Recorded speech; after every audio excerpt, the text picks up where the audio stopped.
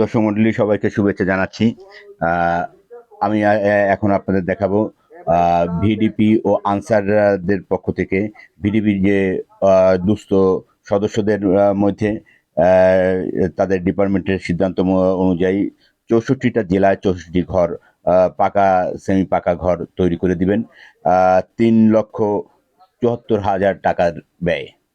এই ঘরই বাগেরহাট জেলার মোড়েলগঞ্জ উপজেলার শ্রী বনগ্রাম ইউনিয়নের শ্রীপুর গ্রামের ফিরোজ সর্দার হচ্ছে একটি ঘর পেয়েছেন এবং এই ঘরে অনেক অনিয়ম দেখা দিয়েছেন।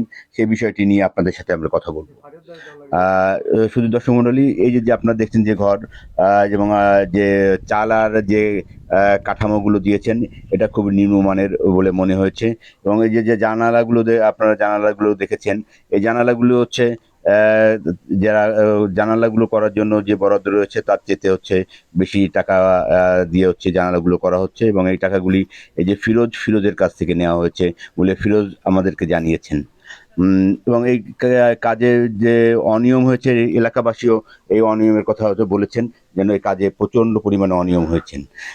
এরা হচ্ছে আড়া এবং চটায় আড়া রুয়ো এবং চটা একসঙ্গে কেটেছে এবং সেম মাপেরই কেটেছে বলে এলাকাবাসী এবং ফিরোজ ভাইয়ের ওয়াইফ আমাদেরকে জানিয়েছেন। এই যে আপনার কি নাম? মনির কাজী। এই যে নিচে কয়টা ইট দেওয়া? একটা ইট। এই একটা ইট কি 15? 15 ইঞ্চি। হ্যাঁ। একটা। এই একটা ইটের উপরে কি এরপর 10 ইঞ্চি কাটছে নাকি করছেন? জি জি, 10 ইঞ্চি। তাহলে এক লাচা দিয়েছে 15 ইঞ্চি। হ্যাঁ জি। আপনার কি নাম? আমার নাম মেহেদি হাসান। আপনি কি কাজ করেন? আমি আমাদের বাড়ি এইখানে দাসখালী। আমার ভাবি সকালবেলা গেছিল, এই যে বাড়িটা যে পাইছে, হ্যাঁ। গেছিল যে আপনার ই বসাবে, লেফটিনের ঋণ বসাবে। আহ, সে আমারে ঠিক করছে বদলা, কিন্তু এই যে এটা বসানোর জন্য এই যে মালিক, এই যে বিল্ডিং আছে, এই মালিকই আমাকে টাকা দেবে। তাদের কথা যে এই টাকা দেওয়ার আমাদের, কিন্তু ঠিক করছে ভাবি। আর এই যে বিল্ডিং যাচ্ছে এটার আপনার যেরকম ইট লাগার কথা সেরকম ইট দেয় নাই, সিমেন্ট কম দিছে। তারপরে মানে টুকিটাকি অনেক সমস্যা আছে, এটা দুর্নীতি হইতেছে। আসসালামু আলাইকুম। এখানে যে কাজ করছে আপনার ইট তো সেরকমভাবে নিচে দেয় নাই, ঢালাই দেয় নাই, আর রুয়া ছড়াগুলো ভালো দেয়নি, ওগুলি নিম্ন ধরনের দেশে, আর রুয়া দিয়ে দেশে আপনার আড়া, এগুলি আসলে ভালো হয়নি। বাথরুম যেভাবে করার কথা বাথরুমটাও ভালো করেনি, বুঝছেন। 8টা একটা সিমেন্ট এইভাবে দিয়ে দিয়েছে, তো নিয়ম হলো 5টায় একটা, এইভাবে। তো কাজটা তো খুব ভালো হয় নাই, উনি যা খুশি এই করিয়ে গেল এখানে। আমি জাহিদ শেখ, স্বেচ্ছাসেবক লীগের সেক্রেটারি। এই যে কাজ করছে সরকারি কাজ, এর চাইতে নিম্ন কোনো কাজ হয় না। তারা 8টা 9টায় একটা সিমেন্ট দিছে, প্লাস রুয়া চড়া যা দিচ্ছে, ফুলাম চাম্বল গাছ, নিচে ডিপ দিচ্ছে অনলি ফর 5 ইঞ্চি, একটা ইট লাগছে। এরপরই আর কোনো ইট লাগছে নেই, তার উপরেই তারা গাইতে গেছে। এবং কথা বললে পরে ডাক নিলেই তারা হুমকি ধুমকি দেয়, কাম ফেলাই যাব, তা মাল সামানো সরকার আবার নিয়ে যাবে, হ্যান্ড ওভার করবে। এখন এই মহিলা হয়েছে প্রচুর অসহায়, মানে মহিলা তো ভয়তেও যে সময় যে টাকা চায় তাই টাকা দিছে, গ্রিলে টাকা দিচ্ছে 30,000, এই কাজ আনতে ঘুষ দিচ্ছে 30,000। এই মহিলা শোনার কথা আর কি, মহিলার কাছ থেকে যে আমরা শুনছি। প্লাস এমন আছে ঋণ খেলাপ খুঁজতে হে জায়গাও টাকা দিচ্ছে না, নিতেছে 1,000। বিসমিল্লাহির রহমানির রহিম। এই যে সরকারের যে প্রকল্প, এটা আসলে সঠিকভাবে বাস্তবায়ন হচ্ছে না, নিম্নমানের একেবারে কাজ। এর সমস্ত স্থাপনা, এর কোনো নেই, ভীতি নেই।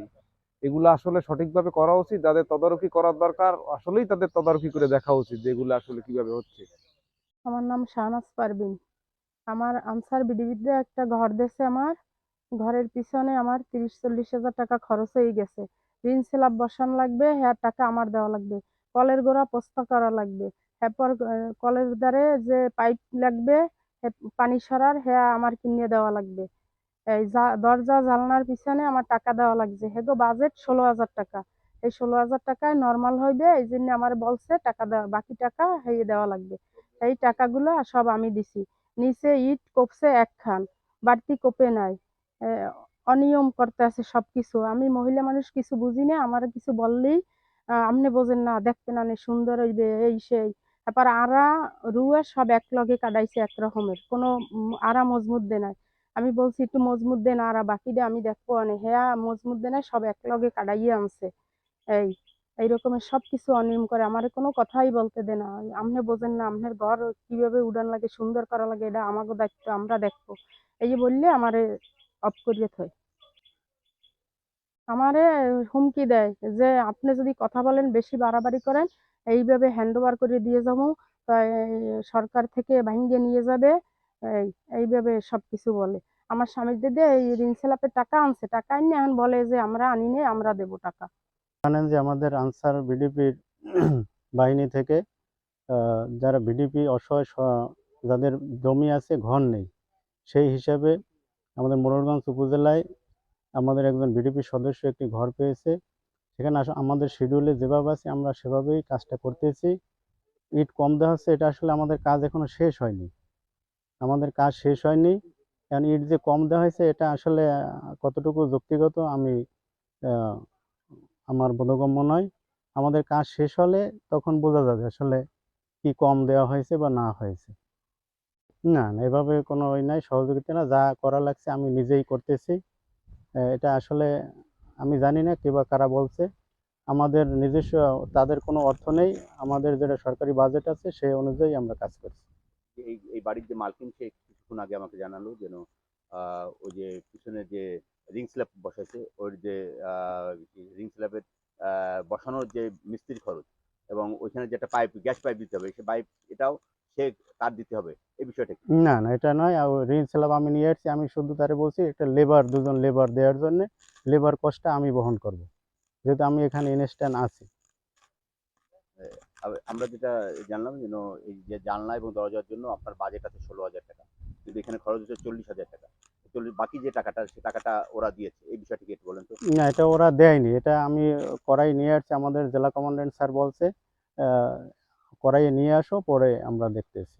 আরেকটি হচ্ছে যে এই যে ইটগুলো আনছে 3,000, পিরোজপুর থেকে 3,000 ইট আনছে পরবর্তীতে, এই ক্যারিংটা 3,000 টাকা উনি দিয়েছেন, এই বিষয়টা কি? না, উনি দেয়নি, এই টাকাটা আমি ওনার কাছে দিয়ে গেছি, আমি এখানে ছিলাম, ওই টাকাটা উনি যে ভ্যানালা ওনারে উনি দিছে, এটা আমি তার টাকা দিয়ে গেছি, সেই টাকাটা সে দিছে।